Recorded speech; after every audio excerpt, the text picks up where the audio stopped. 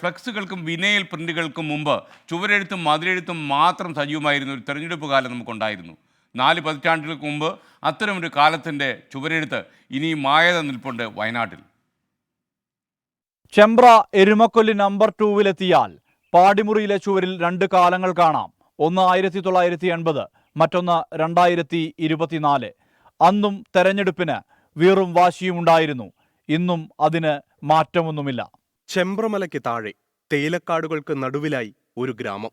ഇവിടുത്തെ പാടിയുടെ ചുമരിൽ ഒരു ഭാഗത്ത് കാണാം കറുത്ത പ്രതലത്തിൽ വെളുത്ത എഴുത്ത്: അരങ്ങിൽ ശ്രീധരനെ വിജയിപ്പിക്കുക. കാലം 44 ആണ്ട് മുമ്പ്. ഒന്നാമത് അതിൻ്റെ മുകളിലേക്ക് ആർക്കും എത്തൂല. അത് മായ്ക്കാനായിട്ട് കമ്പനി അതിന് താല്പര്യം കാണിക്കാറുമില്ല.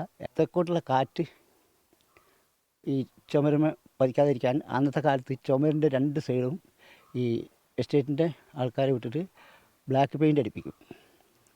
ചുമര് നനഞ്ഞിട്ട് ഈർപ്പം ഉള്ളിലേക്ക് പോകാതിരിക്കാനും ഭിത്തി അടർന്ന് വീഴാതിരിക്കാൻ വേണ്ടിയിട്ട് ചെയ്യുന്ന ഒരു ഏർപ്പാടാണത്. അതിന് മേലെ ഇപ്പോൾ മായ്ക്കൽ നിർത്തി, കറുത്ത പെയിൻ്റ് അടിക്കലും നിർത്തി. അപ്പോൾ പിന്നെ അതങ്ങനെ നിലനിന്ന് പോകുന്നു. ആരും അതിനൊരു ആക്ഷേപവും പറയുന്നില്ല, ഒന്നുമില്ല. അതങ്ങനെ നിലനിന്ന് പോകുന്നു. ഇത് ഓരോ തെരഞ്ഞെടുപ്പ് വരുമ്പോഴും അതവിടെ ഉണ്ടാവും, ആ ഓർമ്മ ഉണ്ടാവും.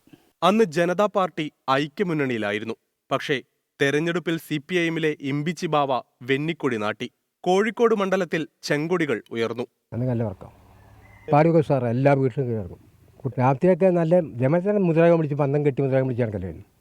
ഏണി വെച്ച് കഴിഞ്ഞാൽ ഡിസംബർ ഓയിലിൽ ഇവർ എഴുതുമ്പോൾ ഞങ്ങളൊക്കെ വന്നങ്ങനെ നോക്കലുണ്ട്. ചെറുതാണ് അന്നൊക്കെ ഏണി വെച്ചിട്ട് ഈ ബ്രഷ് മറ്റേ കാട്ടുന്ന കൊണ്ടുവരുന്ന ഒരു ബ്രഷ് വെച്ചിട്ടാണ് ഇതൊക്കെ എഴുതൽ. അന്ന് ഭയങ്കര വീറും വാശിയായിരുന്നു ഇവർ.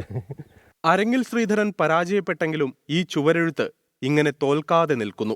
താഴെ പുതിയ കാലത്തെ മത്സരാർത്ഥികളുടെ ബഹുവർണ്ണ ചിത്രങ്ങൾ പുഞ്ചിരി തൂകുന്നു. സുർജിത് അയ്യപ്പത്ത്, 24 വയനാട്.